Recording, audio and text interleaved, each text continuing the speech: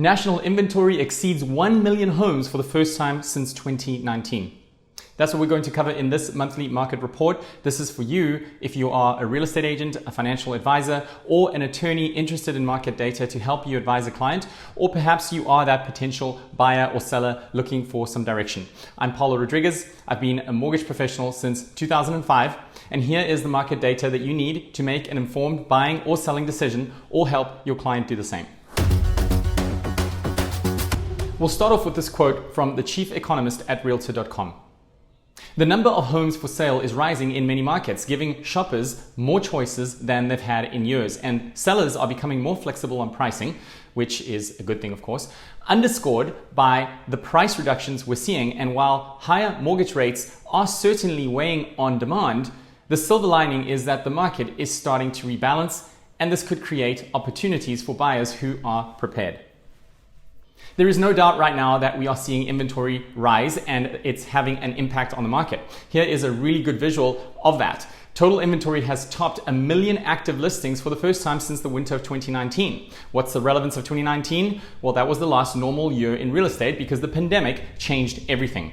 The gray lines near the top are inventory levels for 2017, 18, and 19. And then you see the red line, which was the pandemic, and the 4 subsequent years that depleted inventory across the country. That left us in pretty much bad shape and contributed to runaway prices. So where are we today? Well, it's good news. We are now back to 2019 inventory levels when we last saw a normal market. Now, it's important to remember that these are national numbers and no two markets are the same. A local realtor can provide a more granular perspective for the neighborhood you are interested in. So surely you would think, hold on a second, increasing inventory is not a good thing for prices. We're about to spiral into a price crash if that's the case. Not at all. The market wasn't crashing in 2019 at these levels, and it won't today. Here is a quote from an analyst that I follow whose work I respect. His name is Logan Motoshami, and he's with HousingWire. He said this: "The increase in inventory is also promising and supports long-term stability in the housing market. As wages rise and households are formed, such as through marriage and bringing in dual incomes, this influx of inventory returning to normal levels provides an optimistic outlook."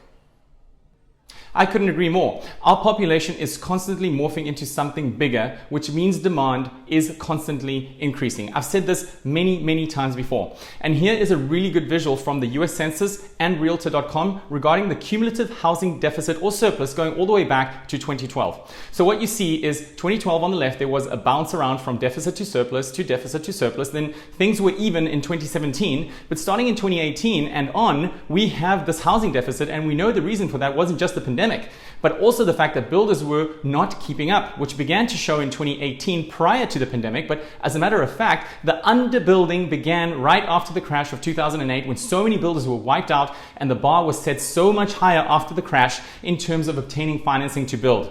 This led to underbuilding despite an ever increasing population. So with this deficit, the market simply cannot crash. And how about this quote from Realtor.com? At a 2024 rate of construction relative to household formations and pent-up demand, it would take 7.5 years to close the housing gap.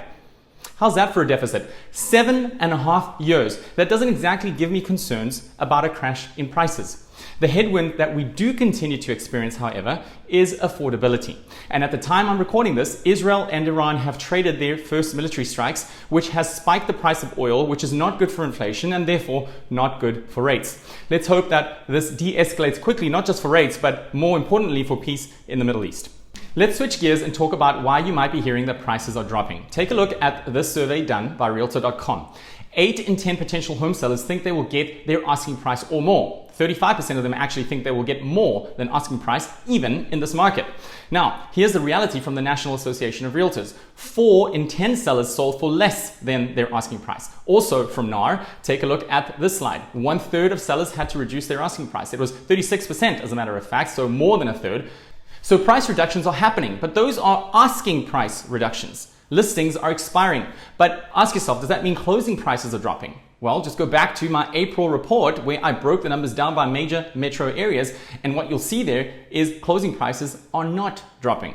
Inventory levels are growing and it's having a massive impact, so asking price reductions are happening, but that's because the asking price was not priced right. Just a couple of years ago, you didn't have to reduce the price of a listing because everything would sell so quickly. But that's not the market that we're in anymore, and sellers are recognizing that and grudgingly beginning to adjust. Here is a look at the national level. In Texas, 23% of active listings in the month of May had a price reduction, 18% in California, 21% in Georgia, and 24% in Florida, just as a few examples. Price reductions are happening all over, and it's because of an unrealistic mindset of sellers. The chief economist at Realtor.com said this: "The rising share of price reduction suggests that a lot of sellers are anchored to prices that aren't realistic in today's housing market. Today's sellers would be wise to listen to feedback they're getting from the market."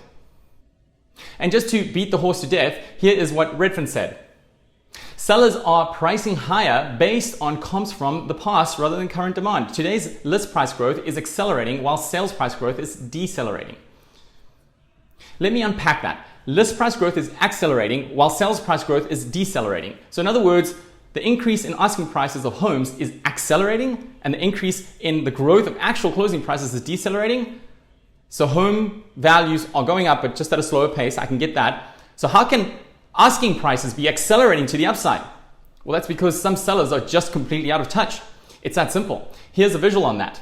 This is a look at median sales price and the median asking price charted over time. It goes all the way back to the beginning of 2021. And what you see is they sort of travel in tandem, but what's happened in the last several months is that median asking price has gone up dramatically, while median sales price has not. You can see that gap forming. Many sellers are just not aware. The senior economist at Redfin said this: "When buyers and sellers are on different planets, one side eventually has to give in, and it's looking like it's going to be sellers this time. Rising inventory, price drops, and seller concessions indicate this is already starting to happen, and sales price growth will likely continue to slow as a result." So to close out, here is the takeaway. Asking prices are dropping, but actual closing prices are not. Maybe in a handful of markets like Tampa where they're dropping very slightly, but the majority of markets are not losing value. Sellers have no option but to adjust to present market conditions, and if you are a buyer, that is very, very good news for you. More options by way of more inventory and more seller concessions due to increased seller motivation.